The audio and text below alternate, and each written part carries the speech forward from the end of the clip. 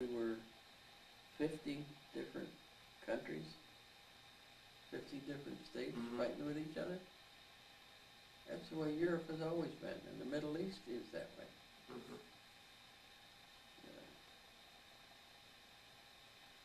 People start screaming about how fucked up this country is. As screwed up as a lot of it is, it's the best place in the world to live.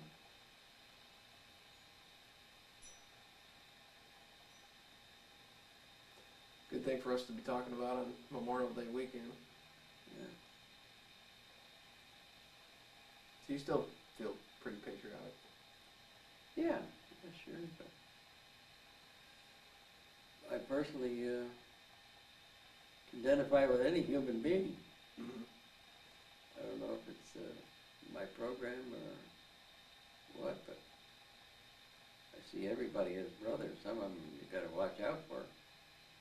But, there but for the grace of God go I. Scream about terrorists. The Irish are as good at being terrorists as anybody in the world. And just hitting the World Trade Center and knocking them down, that's, as much as I hated to see it happen, that's a tremendously successful operation. Oh, yeah. They lost 19 people and killed 3,000. Scared the shit out of the whole country.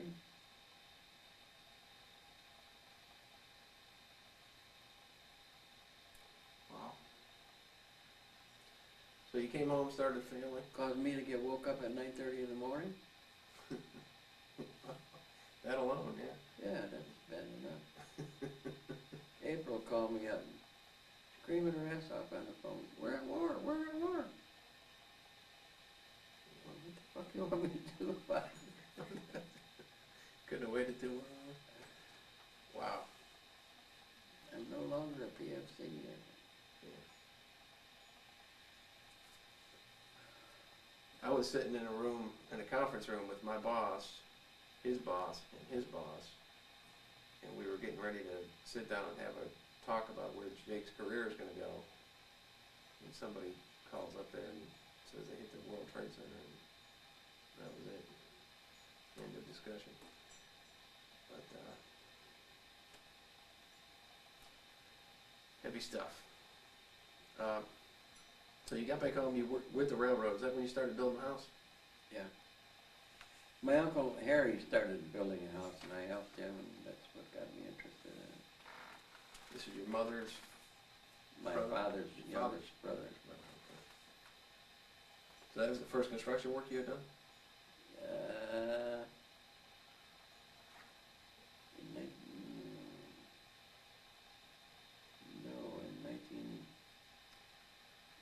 I did a little pipe fitting work. I worked for a pipe fitting outfit as a laborer. At one point, I wanted to get a union card as a pipe fitter. My father had some connections, and I went down to see the guy who was the head of the plumbers union and the pipe fitters, I guess. But he told me the best he could do was make me an apprentice plumber. And that didn't seem very appealing. It was too low a rate to start off. But hell, that would have been a good career, money, making a living. Everybody always needs a plumber. And the plumber can get more money than a carpenter. Or a doctor. Sometimes. I met a doctor one time, and he had some piping work put in for a greenhouse he had, and he was bitching about the price of plumbers. I said, yeah, they think they're all doctors now. I don't know how he took that. But. So is this when you were leaving the railroad? Did you voluntarily leave the railroad? Or Yeah. Just looking for other? I wanted to do carpenter work. Always liked to. As soon as I got a taste of it. If I'd,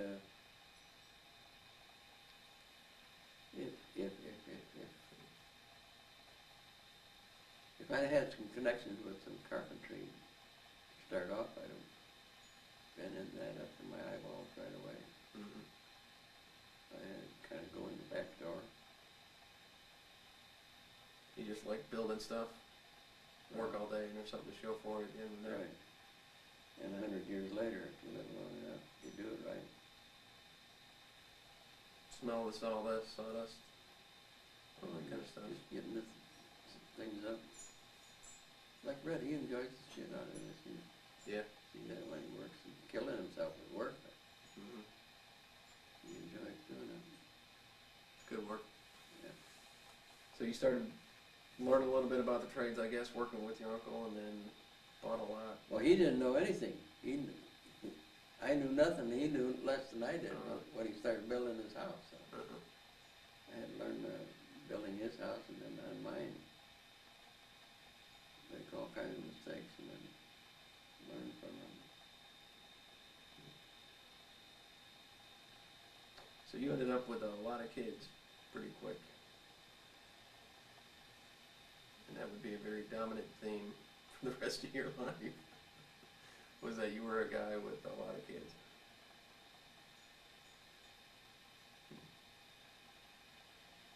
Yeah.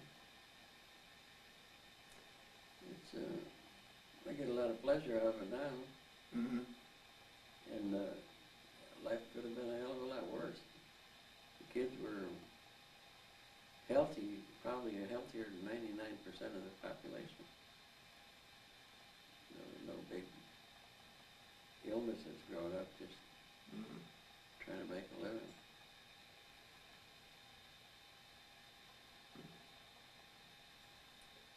So you,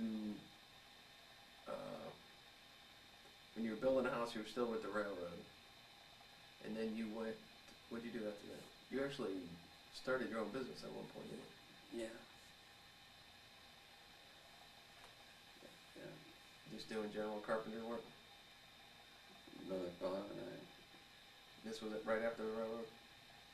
yeah, 1957, built a few houses. And then he got hurt, right? Well, we just parted. I don't think he got hurt. We had a guy get hurt on the job that worked for us. Oh, you did? He ran the saw through his hand. Skill saw? Yeah, Just right over his hand. right. He was ripping a board, and he put his hand underneath it to steady it, and ran the saw right through it. Cut his fingers off?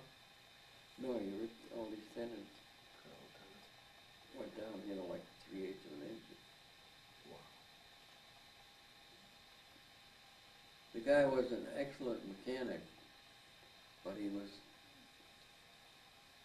a slam bagger. Just go, If you got in his way, he'd cut your leg off or walk off the end of a roof. It was just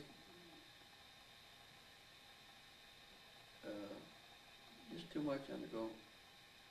So did that cost you? Yeah. Yeah, we had to pay for his operation and then give him some money later on. Not a great deal, but we had nothing. Mm-hmm. So, And this was a partnership?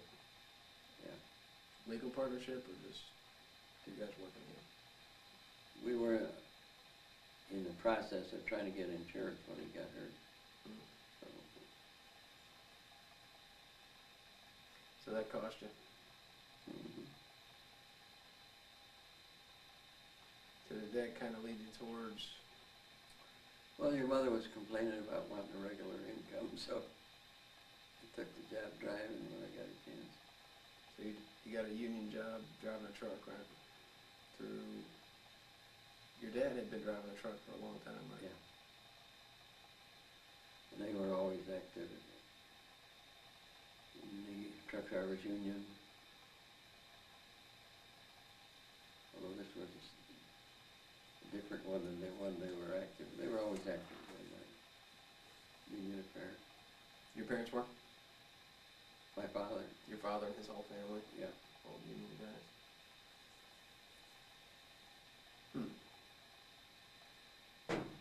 So you were back in the truck. No, this is actually your first trucking job, right? Outside of driving the truck in the Marine Corps. So was that kind of a letdown? When you get back in the truck versus chasing your dream? Well, it was an income, and you know, making a buck is support the family is pretty nice. Yeah, it was steady. You worked pretty much a straight 40. You didn't get a whole lot of overtime, did you? Some, maybe an hour a day on average, maybe a little more. You stayed in the city? Mostly. I did some little,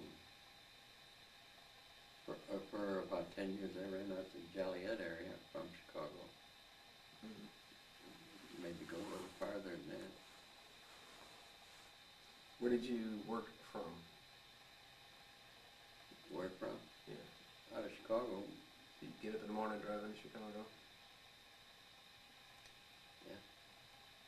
And driving a truck. Chicago.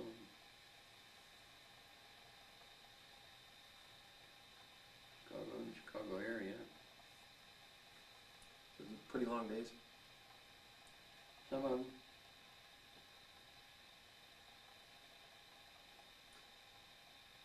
So it's actually, I mean, in some sense, pretty good gig that you got to drive, Yeah. and yet you got to come home every night. You got paid a decent wage. Yeah. Sometimes you came by the house, right? Yeah. Sometimes I drive down, when I was driving the gas truck, I would often drive down 159th Street there and tell the kids when I'm coming, you know, call from a couple blocks away and I go by, flip the lights on and off and blow them on, you know, stand out. Holler. You were driving a gas truck? Yeah. All in all, everything that was dangerous, Oh, really? liquid and dangerous. Wow. Nitrogen, gasoline, diesel fuel, jet fuel, all kinds of crap. Corrosives. This was all for American Freight? So that was for Ruan Transportation. That was really. And then at some point you switched over to American? Correct. Didn't really matter because really you worked for the union, right? Yeah. I mean, that was where your pension was and everything. I lucked out on that, getting a pension from them, you know. I never put any faith in it until I got it in my hand.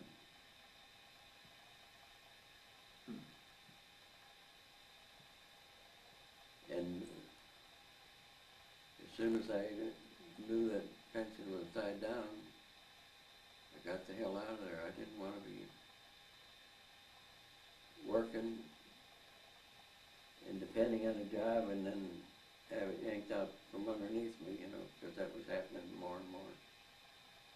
Uncle Huey was driving to work one day, and on the way to work he's listening to the radio and they're telling him he's been fired. And he don't have a job anymore. His outfit is out of business. Wow. He was driving a truck too, huh? Yeah. Who was he working for? McLean Transportation. Oh, McLean, yeah, that sounds familiar. They went under him. Wow. So tell me about those years driving a truck. These were sober years, right?